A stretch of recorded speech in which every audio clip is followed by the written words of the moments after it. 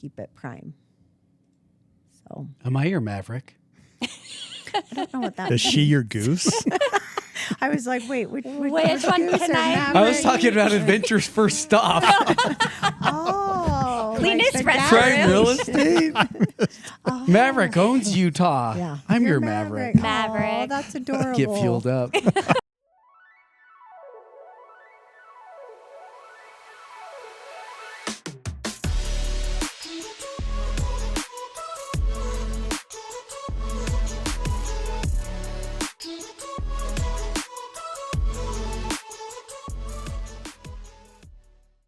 Welcome to BrainStoke. I'm Tom Telford here in studio with Preston Niederhauser and spouse Natalie, Liza, my spouse, Liza. Partner.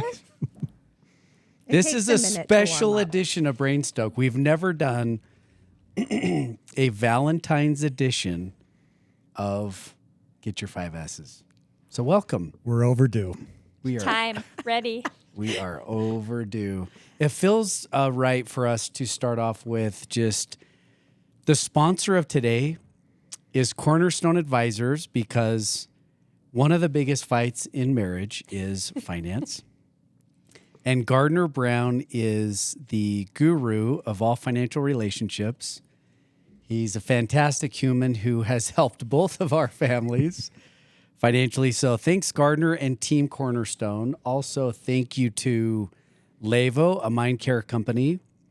Great people there supporting the podcast, all things mental health, primary care. Thank you. Also to Envy, who we have not released the special custom road bike Envy episode yet, but it's in queue. It's beautiful. And it is, speaking of marriage troubles and making poor financial decisions, Appropriate segue. I put it on a Visa and I got great miles. It's probably a write-off. And Welcome to that BrainStoke. conversation was not had. Let's talk about it. Intended for recording. Post-Christmas. Weird. Let's not double-click on that. Weird how he brings that up in the safety of friends. Yeah. Indeed. Yeah. Well played. Yeah. Thank you. Who It's are we really thanking? fun. It's really fun to actually do this together. So should we dive in? Let's do it. It feels right for each couple to give their stats. Maybe not Like maybe height not their and weight? No, Yeah. maybe That's not gonna go BMI. Optional. But how about just years married, children, a little bit of current status on Facebook? Ooh, I bet we could. Yeah, let's throw in the stat of how many times you've moved. 'Cause I think we're. I I, don't think know we're if we neck and neck there. Are we? From Close. the beginning of From the Okay. beginning. Boy, from the beginning. beginning. Okay, I'm going to have to do a little math Yeah, here. you might have to math that. While he's mathing, Go for I it. will give the stats we know. Coming up on 25 years, drum roll. Is it this calendar year, 26? This calendar year, 2026, is our 25. Dang. So shout out to us. Yeah. And we have 3 children, 2 boys and a daughter who turned 16 yesterday. Big step. So That's Emery's yeah. rocket, she has it in hand. She She- does. She has the pass. She has the pass. She has the Oh license. my gosh, that's So we're no awesome. longer needed. You are. Yeah. One more Subaru on the road. Watch out. Is Is there a that convertible cabriolet in the driveway? Honestly, I tried to convince her of that, and she wasn't didn't. going she for it. wasn't up Wasn't. for it. I'm like, No. you would be so cute in a little convertible. Yeah. What was M's dream car? What did she want? She kind of likes what she has. She ended up with a Crosstrek, and she's pretty happy about it. Love it. Yeah. So, Cool. I'm gonna just advise her not to get too attached. yeah, it's best. It's not. We're not gonna add that to the stats. Get attached to the 4 wheels, no. please. It's always up for grabs. It's negotiable. She'll be in a convertible in no time. That's right. Yeah, if I have anything to say Summer's about it. coming. It's great. She'll have one by then. Summer's coming. That's so fun. P, how many times you moved? I think 9. I think 8 or 9 homes. Homes. Residences. Okay, but Yeah. not like Addresses. apartments. No, and- actual homes. Yeah. I don't know, 5 houses. We've been in a couple different apartments and Yeah. Yeah. What's your move count? I don't. Give our stats. Go for it. We are. Introduce us. Oh gosh, I don't math this well. We're at 27, right? Calendar 27 in about a month. 27 and 3 kids. Wow. And if we counted every apartment move and Yeah, you would. everyone, I think we're at like 14, Killing it.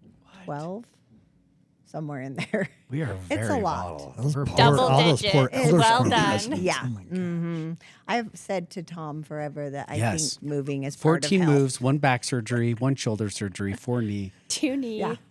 Working on a hip. Yeah. Lots of those have had years in between. We've been pretty stable for a bit now, but there's a lot of moves. I remember bonding with you over that early on. Like, Indeed. how many times have you unpacked your stuff? How many times did you get a lot for Christmas? Fun Easy. fact. Fun fact. There were low blows to kick this off. Fun fact. Oh. Anybody else get a lot for Christmas? Real estate Or for that sounds Christ- so spoiled. It really does. It's really more of a I heard sign it. that said you're moving. That's a really good lead in. Let's talk about our biggest fights just to kick it off. Preston, what kind of lead in question do you have? We could go softer than that. Well, Sheesh. let's get there. Let's go right Let's there. do this. Feels like Maury Povich or like Donahue. It is daytime. This is the week of love. It is. When was the last time you were hanging out at 342 on a Date Monday night afternoon? on a true. Monday. Date Word. night. You want me to kick it off? Yeah, what's your lead in question? For you guys? Yeah. Yeah. Liza, Yes. when were you at your wit's end with Tom? Most recent. Oh, most recent. You know, could we? That's a tricky question. I don't think we've now known each other for, Long time. I don't know, 15, 17 years. How long Yeah. you been up there? Long time. I have a tough time envisioning the both of you like really like having a knockdown drag out fight. I don't see it happening. Well, it doesn't Ding, get ding, ding. physical. Go for it. It doesn't get no, but it's an interesting thing to kind of think about. I heard a friend say to me once, we were just talking and she was confiding in me that she was in a really tough marriage. This was not therapeutically, this was actually just a friend in the neighborhood years and years ago. And she said, I always knew marriage there would be more downs than ups. And I remember coming home and saying to Tom, I don't think I would have got married if that was how I envisioned marriage to be, more downs than ups. And that had been her experience. Yeah. But overall, I would say we've had a completely opposite of that experience. And I would hope that most people, if they consider themselves in a healthy relationship, would feel like there's more ups than downs. And there certainly has been downs. But a compliment that Tom has said about me, and actually I think he said it about Natalie too, is that we're reasonable. Quite reasonable. And at first we were offended by that, and collectively, but there's a certain amount of reactivity that happens in any relationship, particularly ours. And I would say I can have some big reactions to Tom, but I tend to get to a reasonable state, and so does he. And I think that has been really helpful. So as far as like wit's end, it's usually if I'm having a big reaction to something. I'm trying to think of the last one of those. It might have been that bike that just came that we were just talking about at the very I was going beginning. to say this morning. I mean, we had a moment this morning. We did have a moment this morning. Okay, let me set the stage. Most people would think like some massive blow up, but hang a picture on the wall, like I can't hang a picture. No, Tom You know, has a bit of a This short mo- fuse at times. Describe this morning because I think this is very telling. So I was trying to get a separate login, create some autonomy for myself for our bank account. Oh, I was going to throw out bank account. Yep. And we're Yep. hitting finances And we're hitting early too. finances Ding, early. ding. The thing is you know how you can, it's like you have to give away your firstborn and give a blood sample to get into your own bank account half the time. Yep. And so a long, long time ago, Tom and I just finally we're using the same login. Like, forget this double thing. I'm just going to use yours, because what would happen is I would reset and then his would be off for some reason and vice versa. So finally we're just like, stop changing the password. Just do it. So anyway, this morning, due to a business account for the practice, I had to have my own login. So I'm on customer service for hour 2. Always. And they will not let me into the account that both of us are on, all of them, without his permission. So he comes in and I'm pointing to the screen and mouthing to him, you need to say these words. Exactly. Because they wanted to know the specific thing, right? What's your this and what's your that? And Tom is not picking up what I'm putting down. And he is reading this other part, and I'm like, not that, read this. And Tom's like, of course, with zero filter, goes, I don't know what I'm supposed to read. And the guy is on the speakerphone, and I'm like, just read it. And he has this, and I'm like, be cool. Just like, don't say it out loud. Just anyway, so we had a moment. Did you get into your account? I got into the You are account. now authorized. I'm authorized. on your own account. This is impressive. Crazy. I have autonomy in that one thing. So we did get on, and then after, very quickly, there was a quick, sorry about that. What does it mean to someone says that it's okay to fight, but you need to learn to fight better? What does that mean? Well, I feel like I'm the one answering these, so Yeah. I feel like Well, you all should do you're that. the professional amongst the You four are of the us. expert. Well, I will tell you this one thing, and then Yeah. I would love to Please hear do. what you would have to say. I think there's a really important thing that if we all realize this would be helpful, because I often have couples come in and say, we're tired of fighting. We're tired of fighting about the same thing. We're tired of being in this cycle. And all of the statistics, I'm a Gottman therapist trained, and there is a lot of statistics that just because you have conflict does not mean you are in a bad place Yeah. at all. In fact, if you learn a communication style and kind of what's happening behind, like your emotional regulation and what stresses you out and the way you come into a conversation, you actually find that you don't fight less. You do fight better, so to speak. So the word fight can be kind of triggering. Yeah. But you're not going to get any more similar. Like, you either avoid the conversation because you know it's not going to go well. It's gone that way a million times, so you're just going to avoid it. Or high conflict couples will continue to engage and then say things they don't mean or do things that they wish they wouldn't have. And so the idea of getting better at fighting is understanding which of the things you're fighting over or talking about, having a lot of conflict with, which ones are perpetual and how to have the dialogue differently, and which ones are resolvable and just move along.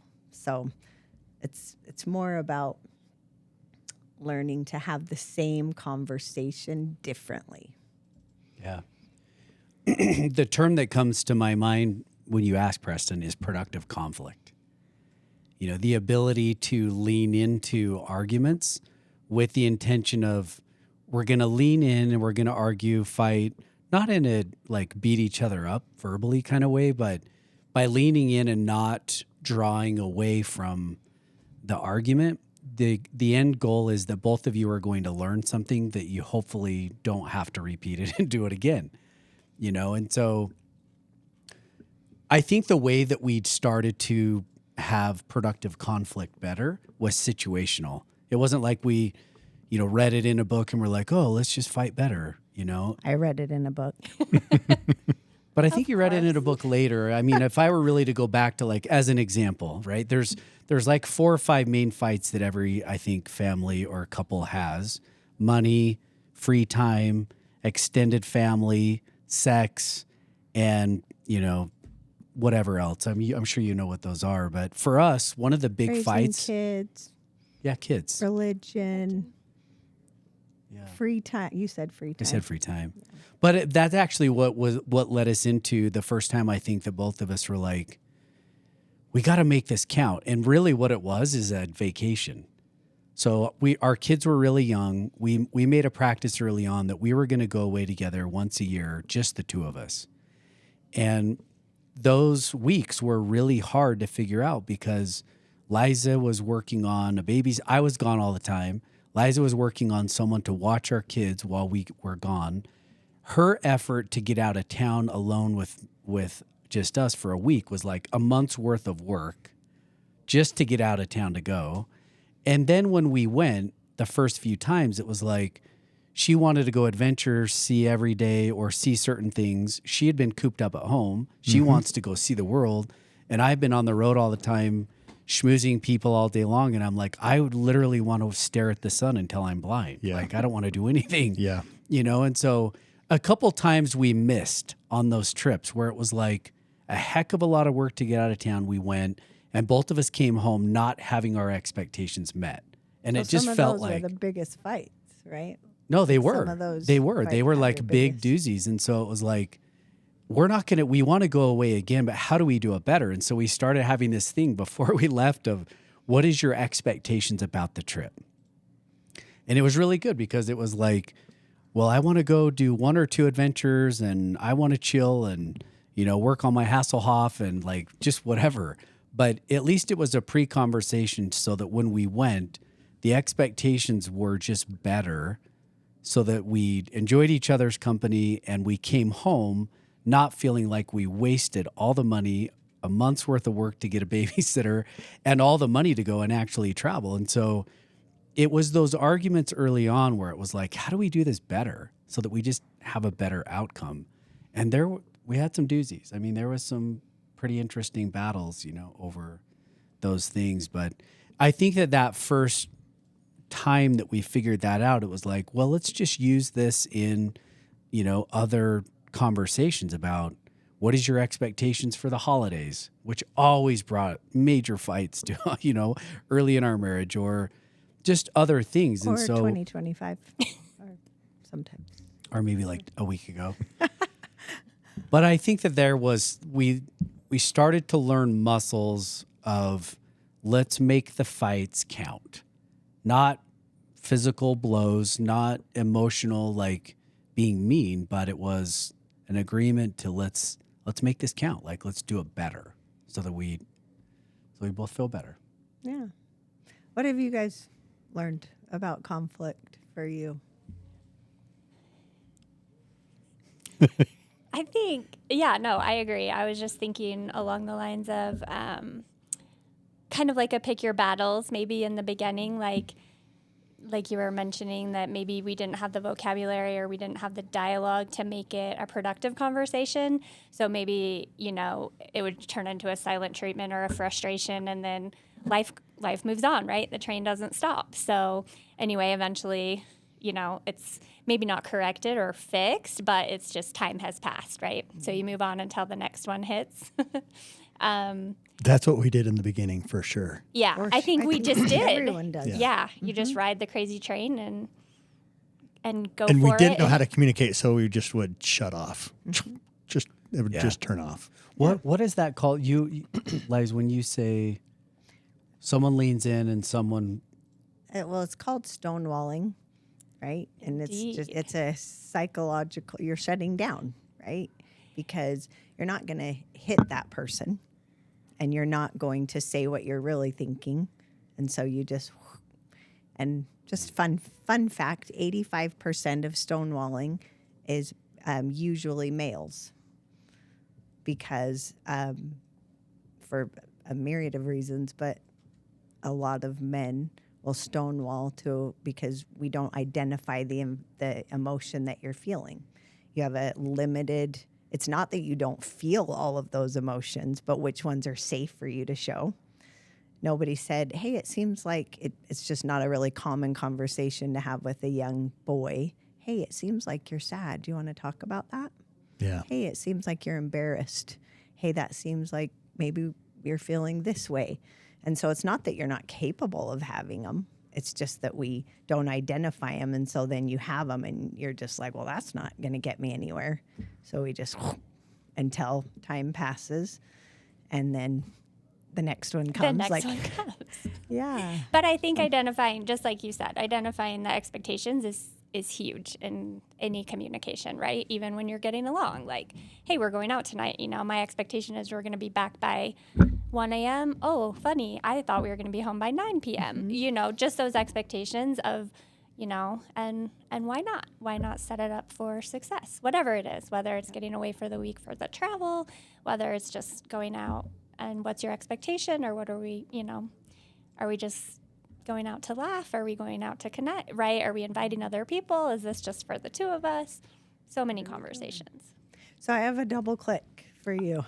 Can't wait. As these two often say on the podcast. So I've Natalie, heard. we have a chance for a little bit of revenge here. Ah, I don't know that revenge is the right word. yeah, let's use it But- anyway. It How sounds more many fun. of the BrainStoke episodes have we listened to where I've been like, oh, I want to ask a question. Stop, pause. I want to hear that. But when you were feeling that from Preston early on, and maybe you were doing the stonewalling, were you both kind of avoidant? I think initially probably we both were. I was pretty good at it though. Yeah. He might have excelled. Right? You excel at it, right? So, how did you interrupt that? Because so much of healthy relationship progression, really, so much is really just like being able to see something happening to actually do anything about it. So I'm just curious how you ever, or how either of you were like, you know what, we could do that differently, or how did you ever interrupt the way you were having conflict? I don't have an answer. I think Just shoot. We're really going to have to get back to you immature. on that one. No, I think with experience and time, and then just knowing your partner better and better and learning more about each other, and kind of recognizing maybe their patterns or the different things that you notice in each other. And eventually, I think, I don't know, we probably just made more of an effort to have the conversation, right? Like just, and I would say the same thing, like, yeah, we've never, you know, thankfully had a physical fight, or, you know, and most of the time they end up being funny stories, right? Mm-hmm. Like after the argument or after the disagreement or whatever it is. But I've got a question just for all of us. Think back, and the reason why I asked this question is because we both have kids that are at that dating age, marriage age. We have a son engaged. You have a son engaged. So we're at this next step, right? I remember it was probably in a seminary class, I'm guessing, but I had to write a letter to my future wife. And I'm sure we've all had to go through this exercise. I don't know where that letter is because I would love to see that. I would too. But I mean, would too. How I'm sure Victoria's Secret is named in the letter. probably. Good thing I got that checked. Totally. At least Yeah. at least For our whatever listeners, peppercorn Natalie lady- was the top saleswoman at Victoria's Secret for a It number of years. should be noted. Watch out, Orem. professional University bra Mall. fitter right here. I forgot. That's legit. Those are some Very serious few have letters that on their behind my resume. name. Yes. That is a resume Oh, builder. I love that. For sure.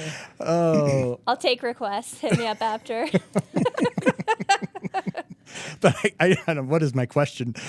With kids engaged. Well, yeah. So this letter that maybe our kids might write right now to their future spouse, and how naive or how far are they actually missing the mark? What do they realize? What don't they realize that they should know about marriage and a relationship with somebody else that they aren't going to know at the age of 18, 19, 20, 21? Before we hit record, we were laughing a little bit, but I think it took us a long time to sober up to the fact that you bring to your marriage and your relationship a lot of bias and a lot of blind spot. And bias may come from your parents and the relationship that they had. It could be your grandparents. It could be whatever your faith or religious tradition is and what they say about it. Like there's a lot of stuff that we bring to the marriage about what an ideal marriage is or isn't and how we act and behave and a lot of those things. And it took us a long time, I think, before in one of our blow-ups, it was just kind of this moment of, why do we do what we do? Why do we keep like circulating back to the same fights? Like what is it? And it was a moment in time for both of us to say, what are we bringing that's just foolish tradition that we just brought? And what is the stuff that is intentional that we like, it serves us well, and we want it to be a part of who we are and what we do? And there weren't a lot, but there were some things that I probably would have written in my seminary letter to myself from a lens of a teenager seeing what I believed was a great marriage and then realizing 15 years later, like, just figure out your own, like, how do you two want to do it, and what serves you really well. And there were some things that we just had to say, yeah, we just don't believe that. We were taught it, but it doesn't work for us, for whatever reason. And being comfortable enough to kind of say, we are the resident authority on our own marriage. No one else lives what we live. No one is who we are. So let's just check some of those ideals at the door and be like, how are we going to do it? So Can you think of an example, or does that spark anything for you too? I think, at least as an example for me, my parents are sweet humans. I think that every one of my siblings at their wedding dinner said something about my parents' marriage, probably to the effect of, we never saw my parents fight, right? As if that was kind of like a badge of honor. Yeah. And bless my parents, like, they are sweet people. But something tells me that was very surface, that they had the ability to kind of like put on a smile when they walked in and everybody was sitting there. I just don't believe that that's real or right. And so for what it's worth, I want my kids to see argument, and I want them to see the argument result in us hugging and being like, this is real. Like, humans suck. They're really hard to live with, to be married to, not because you don't love them, but because two people are trying to figure out how to get along that are very different and strong people, and you can get past it. So that was an example for me of just getting to the point where it's like, arguing does not mean you don't love each other. It is just human. It's just part of having differences and coming to, you're better at that, right? I mean, the best fights we ever had, if we really worked through them instead of sweeping them under the rug, they bound us. They made us better for it. Yeah, 100%. I mean, being productive, disagreeing better, all of those things were just skills I didn't have as a 23-year-old newly married, and now I think we do that really pretty well, or a lot better. Yeah. And figuring out, the quicker you can figure that out, the better your relationship is going to be, right? And I think that and marrying someone so reasonable. That is probably your most helpful thing you did. That was probably the best move you made. So when it is new bike day, they're reasonable. It's not a big deal. So reasonable. So reasonable. Sorry. Go ahead. Tapping into what you said about like authoring, kind of the combination of the question, finding that you can be the author of your own marriage, and what I wish I would have known was what I wish I would have written on that paper, because I believe mine was a trait. Like, he will have this trait, and this trait, and he will have brown these hair traits, and it was interestingly lacking what I was going to be bringing to said table. It was kind of a letter to, you will show up with this, and I wish I could find mine I will be too. happy to I will receive be you. happy to receive that. And whatever I give in return, you are lucky. Grateful for. Yes. I don't know if that was how I actually thought at that time, but it used to really offend me when Tom would tell people marriage is the hardest thing I've ever done. It was just this offensive sentence of like, what are you talking about? I'm kind of a dream. I'm reasonable. I'm fun, right? I'm like, we have our moments, but yeah, and truthfully, as we actually argued about him saying that, it came to me. It sounds like we fight a lot. We're using big words, but they really are more just ongoing discussions all the time. Yep. And we came to things, really that you do with anything in life, things worth doing are hard. And you're glad for the accomplishment and the fulfillment that it brings. And marriage is like that. So what I wish I would have known is it's going to be hard work. And if you will continue to put in work, that it will be great. It will be a good relationship no matter what you're doing. But if you think you're going to arrive at it and be done, that's going to be really frustrating. And our culture will say if that looks peaceful and there is always good feelings in the home, and I think that can be really jarring when you have that like conflict feeling like we need to get it back to peaceful. And I think it's really important to find your voice, even if we are reasonable. But to be able to like say, hey, that hurt my feelings, or hey, I'm feeling this way, and know that it's going to be okay. Yeah. And know that it's that you can talk through it, and the ceiling will not collapse, and you actually will have more peace in your home because you're not gaining resentments. That like I just can't say anything, I can't do anything about that. It has to be kumbaya and love at home at all times. Anyway, we could move on from conflict. Can I just mention one more thing? For what it's worth, I just don't believe in peaceful. There was a time, I think that was one of the traditions that I heard, even the gentleman who married us, I think there was, maybe he used the word peace in your home or peaceful like 20 times, And I think that it set a standard of like, that's what I should expect is peace.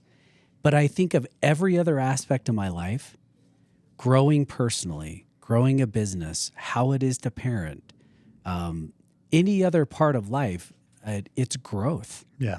And growth has never felt just like easy or peaceful. So when I say marriage is the hardest thing I've ever done, I say that in respect. Like, I like to ride bikes hard.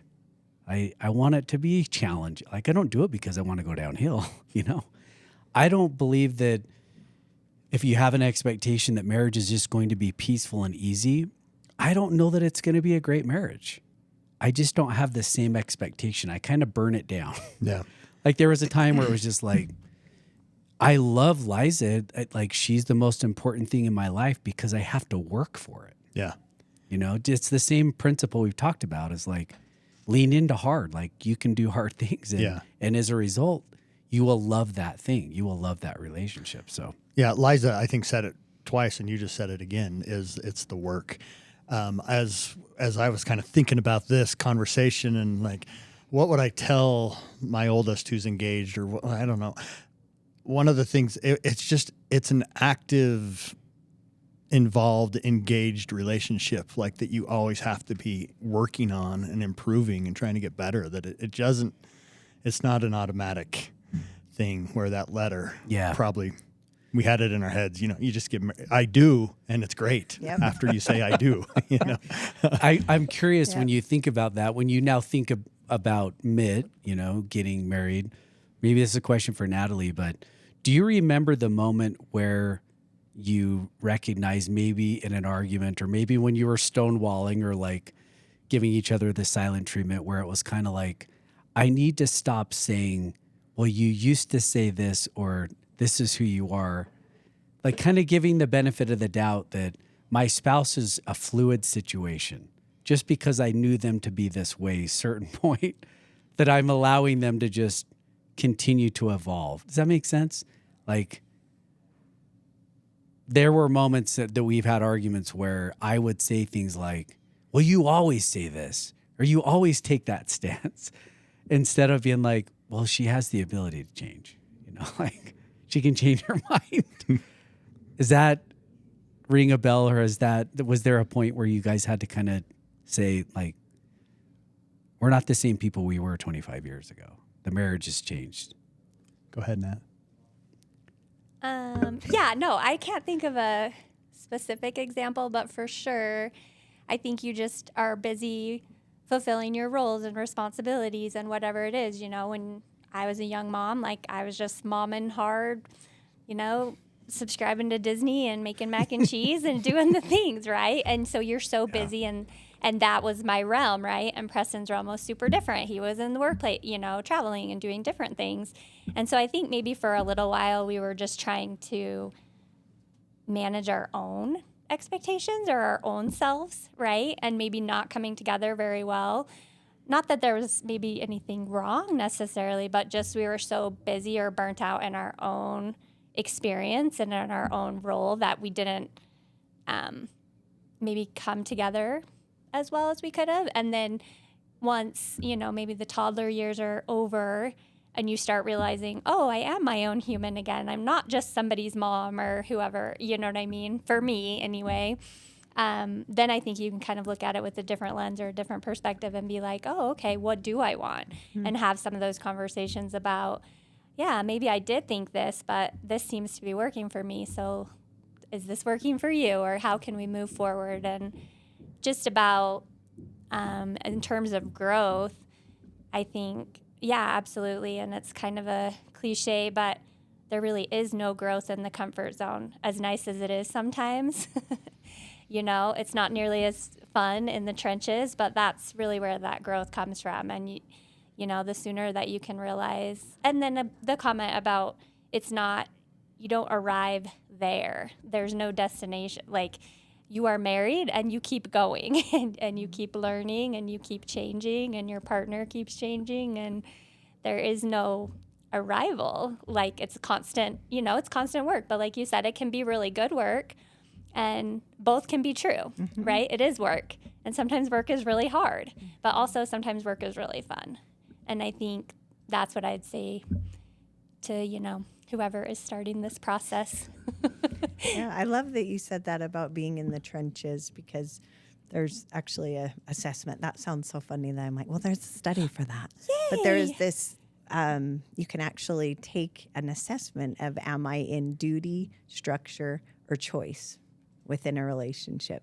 And I think I know you will go through all, right? Yeah. Because really, in the beginning of your marriage, there's a certain amount of structure-bound commitment to it, because we make each other's lives work by the structure of it. Whether one is breadwinning and one is caretaking, or both are breadwinning or both are caretaking, the roles have to be filled. And so there's a lot of structure to it. And if you don't reevaluate that ever, then you stay in this structure state when you don't need as much structure down the road. And there's more discretionary income, and there's more fluid time, extra time, and you're in a structure marriage, you don't necessarily need each other the same way.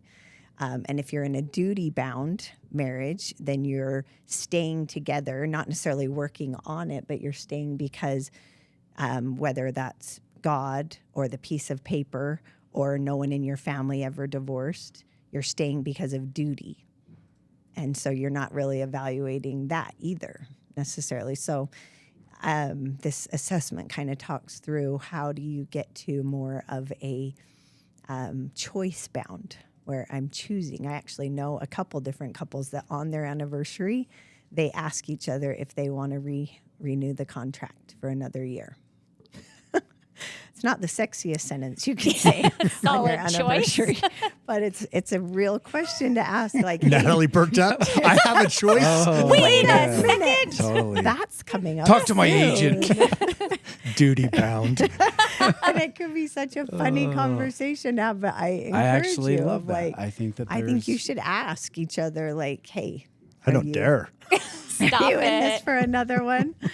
And I would never try to convince somebody that they are in the wrong one, but to have a hard look at it and say, what are we in, right now. And I believe they cross over too, Yeah. right? I am benefited structurally by being married to Tom. And I do consider a certain amount of it contractual. And it's not really, like I said, it's not the sexiest thing you hear. But if you can accept that there is choice, and that's what I wish I would have told my younger self, is there is choice. And I choose to be with Tom. I don't think it writes love songs very well, and it doesn't really make the best rom-coms. If I was like, I am a whole person, but I enjoy your company. But Let's rename sexy. How about right? That doesn't really write the song of like, I'm so whole over here, but you make me more. Maybe that's a good song. There you go. There's actually a lot of power in what you just said, even though there's like you said, it's not the sexy sentiment, but. Well, I think you hear, right? Like, I'm nothing without you, and you're my everything. And like, True. I love that you said now both things can be true. Right. Because I would be pretty devastated if something happened to Tom. But do I know that I'm a whole person? Yeah, I do. And that has been hard fought. Yeah. It And both feels of to those me, are true. though, when you say a whole person, if I'm just being honest as a man, if I'm asked, how Do you know? feel needed? Do you need to feel needed? Of course. Are we going to go down that road? Of course, of course. But when you say Needy chosen, husbands. I don't want to be in a marriage where someone feels like, well, I'm duty bound. Like, well, I made this decision 27 years ago, and my covenant with God means that I have to stay in this marriage. Like, that doesn't feel good to me. You know, so what? duty That bound might or get you contractual. through a season, I know, and I get that. It has actually. and it might get But you the through ideal moment. situation would be I would want to get to the point where my spouse chooses daily to be with me. Yeah. You know, and to choose to stay in it. And I mean, we can let's go there because I think it's just kind of interesting when you asked about, arguments a little bit. I think what we have said this to couples or when we've taught classes that there was a moment in our marriage where we were really debating divorce. It wasn't really like divorce was on the table, but it was a point in our marriage and time where it was like, this is long. Life is long. Kids are hard. Making money's hard. Doing We're this running is into the same pattern. doing all of this is really hard. Tapping out on the hamster wheel. And there was a Yep. deep dive into, are we choosing this or is this a contract we signed years ago?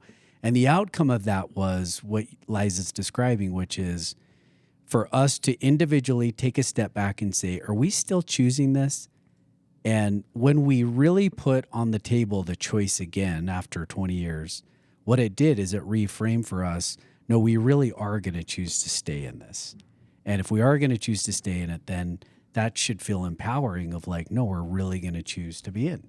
And so it was only until we put it on the table that both of us were like really committed to be in. And I feel like after that, the fights were just different. What had to change though? Like, what did you have to start to do different? Yeah, this is a perfect question. And this is where I feel like Liza brought something to years ago that she said at one point, and it just changed. It was a paradigm shift for me to think about every day. And it was assume positive intent. So if I'm really honest, even days where I'm annoyed or bugged or we are not getting along. Or a banker calls and is just trying, just absolutely got Ships up in the night. order to wreck Tom's day. Moments like that that. happens. Right? Yes. They wake up and they're like, They whose wake day up can I and- wreck? You, Tom Telford, are going down. Yeah. You. Some dude in the Philippines Maybe just India. asking for 7 passwords. I have that inner voice though now is on my right shoulder of when I'm annoyed, my positive self-talk is assume positive. Liza's not trying to annoy you. We missed on communication. She is an amazing human. She loves our children. We have a great life. Like all the things, right, that just come to my head. But it really stems from assume positive intent. This individual cares about me, means the best. we just missed on something, you know. So that assume positive intent, that was a big one for me. Yeah. To just remember, like, we got in this in the beginning for that we died over each other and we wanted to spend every moment, like, so much so that we left the wonderful help and support of our parents who gave us like food, clothing, shelter, free life. And we left that, all the comforts in the world, to be broke and start a life. And so just remembering is super powerful. Yeah. That's great insight. I'm going to add to that, learning to, and try and not be obnoxiously therapeutic, but to emotionally regulate yourself. That's what I had to learn. And I think that is what every single person in a partnership, if they can learn to figure out their own emotions, connect them, settle them, not ignore them, you are halfway there. When we are talking about those 5 things that most couples fight about, it's not, I mean, actually the number one thing that couples fight about. You want to guess? What is the number one? We listed out, right? Finance, kids, sex. So it's not finances. It's not. What's Okay. the number one? I don't know. It's nothing. They don't even know. It's nothing. It's you're fighting about, well, you said that thing. Well, you looked at me like that. Well, you rolled your eyes. Well, you talk about my mom. Well, why do you always bring them up? You're fighting about nothing. Fighting about. Yeah. Yep. So you're not assuming positive intent. No, That's for darn. what's happening is you're and Not that sounds funny. You're regulating not yourself. regulated, Yeah. right? Because you're flooded and your heart's racing, and we actually lose up to 70% of our hearing when you're in that flooded state, where you're not really hearing what they're saying. You're just in a state of like flooded, and flooded. You're never going to get like traction or productive. So we fight about nothing, and so me learning to kind of be like, when I'm flooded or when I'm in that state, instead of trying to resolve it, just like go do something else, go for a walk, make dinner, watch a show, like go have a shower, sit in your hot tub, you know, play with the dog. Nothing to do with resolving the thing. But the biggest thing that couples don't do is come back to it. They let the time pass. And then we don't ever get to resolve, which we've all done. We're just like, oh, fine, thank heavens that's not worth the time. And then 2 weeks later, Here we are again. and here we are again. Okay, so Natalie and I just spent a week out of town. We were on vacation. Yeah. And we had one moment Yep. on this vacation, 7 days of that we remember. she had to be stern with me and put me in my place. Okay.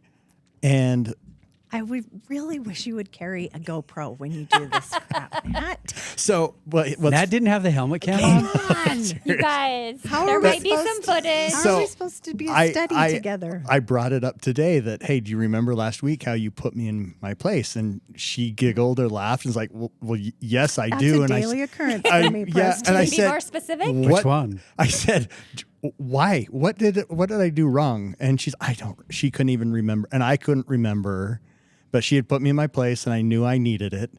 But it was, So he's outing us here, and apparently we never got to the resolve phase. no, but I guess my point is it was about nothing. It wasn't Right. important. It didn't matter. I was being a moron, maybe even an ass. It mattered for sure. And she let me know and we fixed it, I think.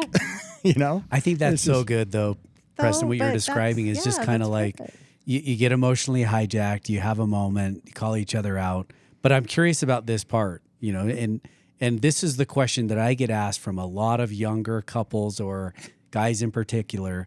How do you bridge the gap from awkward, stonewalling, whatever you do, silent treatment, to then a genuine apology?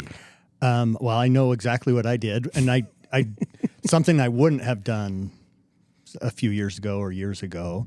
I immediately recognized that I was right. that I was wrong for sure, and I made it clear that I knew I was wrong, and then I was self-deprecating about it, like yeah, I'm an idiot sometimes. Like, remember that other time I did something identical to this, but I told her I appreciate it. I wanted to do better. We were driving in a car. As you guys know, we spend a lot of time driving everywhere we go together. And that's where we have all our conversations. Yes, you do. But I think afterwards, I let her know, and I embraced her and hugged her and apologized. So I think just for what it's worth for listeners, I have more respect for what you just said and did, the two of you, than anything else in a marriage. Because if you kind of unpack it, if you go back, one, that she called you out, right? So getting to the point where you allow your spouse to call you out and not get emotionally hijacked and punch back, that you assume some positive intent, like she means like she wants to help you, right? And yet in that moment, I feel attacked often, and I am like, I want to punch back, and I'm like, screw you, you do the same thing, instead of just being open to the fact that she's not trying to burn you down as much as just build you up, but it takes like feedback, to get it. The second thing that I think is amazing is that that you didn't get defensive, that you took it, and then you allowed the coaching to actually change behavior, right? That you did apologize. Like, for a lot of people who are married and they really are hearing you say that, that is so incredible. Like that's because so many people just get hijacked right there in that moment, and they're not willing to lean in either way to the coaching. That's what, if I could go back younger, that's what I would take on, is just assume the positive intent, but that the person is really just trying to help you. And whether or not they always get it right in trying to help you, but the two of you are coaching each other up. Like, you guys, like us, you've raised each other. Now when I think about getting married or JT, I'm like, they're babies. Babies. They're getting married. But they're getting married as young people who are still growing up. And I pictured myself like, I'm getting married as a man. And what I now look back realize is that I was getting married to someone, and we really needed to raise each other. yeah. And even now we are still raising each other. Like, you guys just gave each other feedback and you learn from it. Like, that's incredible. Well, and I think something with regards to Natalie, I know we're running short on time, but we were joking this past week about fight or flight or freeze, and who are we and what are we? And Natalie is a freezer, and I know that. So when she brings something up, when she's, that's a little out of her comfort zone to bring something up, that means, Preston, you better pay attention, because you've rubbed her wrong. She's not happy. So just, something we've learned over the years. Yeah. So I think that's like you both said, the sooner you figure those things out, right? I think sometimes we're embarrassed, or like, I can't believe I did that again, and so I'm just going to double down and defend it. yeah. Like, oh, stop bringing it up then. You're not perfect. And instead what you did, and in like the simplest term, is you started softly. Whatever you did, or maybe the round was soft, but somehow we're only receptive when we can kind of have like a softer start, like, hey, can we talk about something? Instead of, you always do this, right? You just started in whatever you did interrupted what normally would have happened, and you kind of, you change the pattern. And the more we do that, then the better you get at that. So, Can I ask one last question?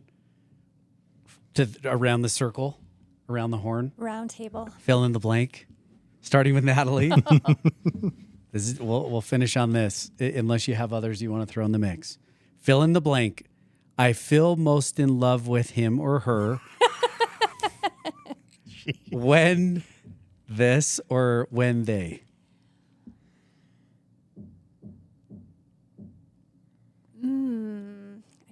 I know for me, when I'm serving Natalie is when it's the most rewarding for me.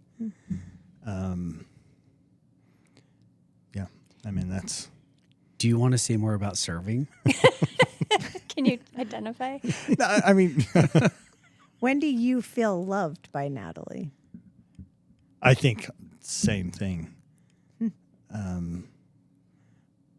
When we're trying to take care of one another without being asked. Yeah, I ahead. think those are the same things when we were talking about, or just kind of throwing out ideas for conversations or what we were going to talk about today. I would say, yeah, if you see something, say something. And I'm not great at this, but just being grateful and letting your spouse know. Like a lot of times I'll think that, oh, that was nice. He filled up my car. Oh, I appreciate that, or whatever it is. But why not say it, right? Because then he knows it too. And a lot of times I think it, but I don't say it. So that's when I want to work on and get better at.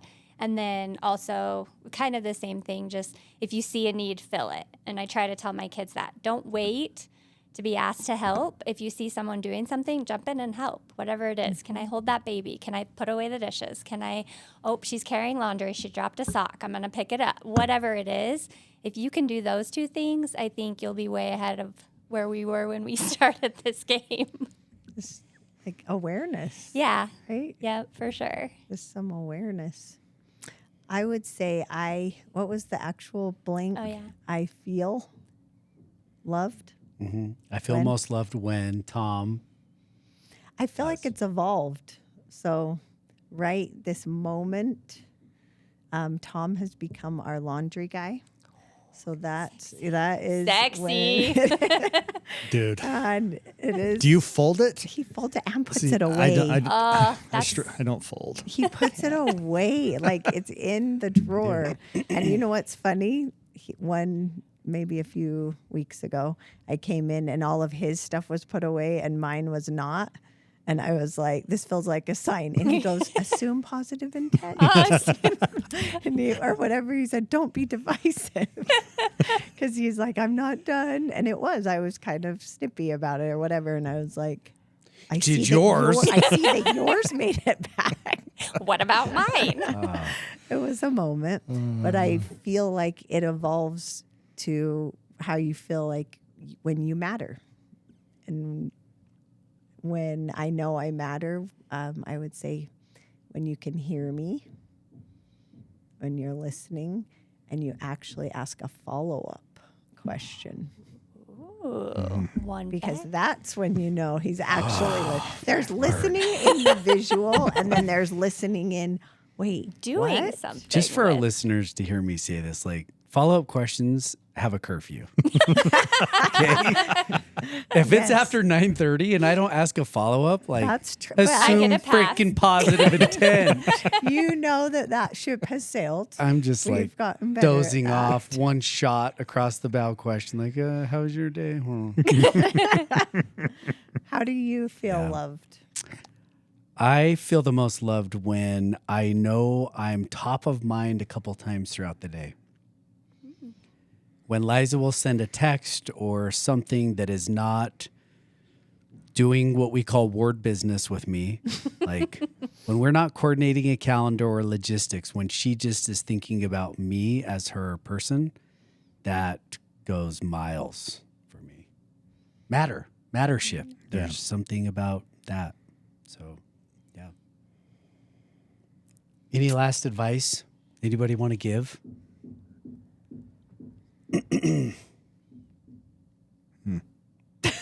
We're not. Are we all I don't have scared? any more answers.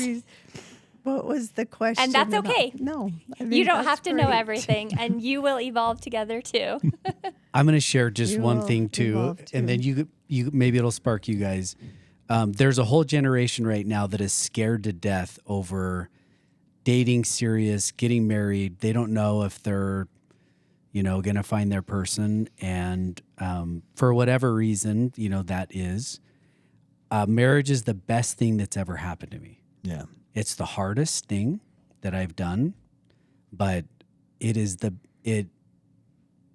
best thing that's ever happened to me that's given so much more enjoyment for every other part of my life. There's no other person I would rather be raising kids, building a dream home, building companies, doing all this stressful stuff, I'm so grateful to have a partner in all of that, going through all of that. It's just, it's hard, but it's awesome. It's the best relationship. Yeah, I'm looking forward to I think we're in our relationship and in our phase of life, we're taking this next step where we're almost empty nesters. And while I'm a little nervous about that, I'm actually really excited for what's next for us, and probably spending a little more intentional time together, just the two of us, whereas we're almost not needed by our teenagers anymore, it feels like. So I'm looking forward to the next 10. Yeah. You know, So true. I love that. What would you say, Nat? Yeah, I would say that similar notions is the best is yet to come, right? Whether you're 20 or you're 50 or you're 70, if you can keep thinking that, yes, it is work, but the things that you work for are usually the most rewarding and the most, have the most value to you.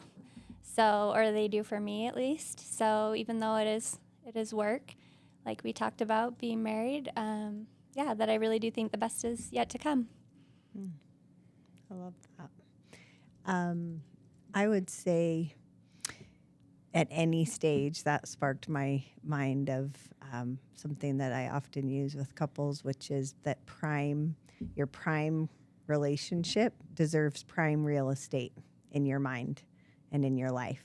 And so often when I'm meeting with somebody outside of my own relationship, but when I feel disconnected with Tom, I know I'm not giving it prime time.